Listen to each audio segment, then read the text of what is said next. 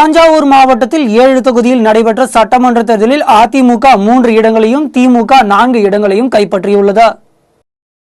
தஞ்சாவூர் மாவட்டத்தில் மொத்தமுள்ள 8 தொகுதிகளில் பணப்பட்டுவாடா காரணமாக தஞ்சாவூர் தொகுதியில் மட்டும் வாக்குப்பதிவு நிறுத்தப்பட்டு மற்ற 7 தொகுதிகளில் வாக்குப்பதிவு நடைபெற்றது. இதில் அதிமுக 3 இடங்களையும் திமுக 4 இடங்களையும் கைப்பற்றியுள்ளன. அதன்படி ஒரத்தநாடு தொகுதியில் திமுக வேட்பாளர் ராமச்சந்திரன் 84,378 வாக்குகள் பெற்று தன்னை எதிர்த்து போட்டியிட்ட அமைச்சர் வைத்திலிங்கத்தை 3,645 வாக்குகள் வித்தியாசத்தில் வெற்றி பெற்றார். திருவையாறு தொகுதியில் திமுக வேட்பாளர் துரை சந்திரசேகரன் 1,43 வாக்குகள் பெற்று தன்னை எதிர்த்து போட்டியிட்ட அதிமுக வேட்பாளர் சுப்பிரமணியனை 14,343 வாக்குகள் வித்தியாசத்தில் வெற்றி பெற்றார். திருவிடைமருதூர் தொகுதியில் போட்டியிட்ட திமுக வேட்பாளர் செழியன் 77,538 வாக்குகள் பெற்று தன்னை எதிர்த்து போட்டியிட்ட அதிமுக வேட்பாளர் சேட்டுவை 532 வாக்குகள் வித்தியாசத்தில் வெற்றி பெற்றார்.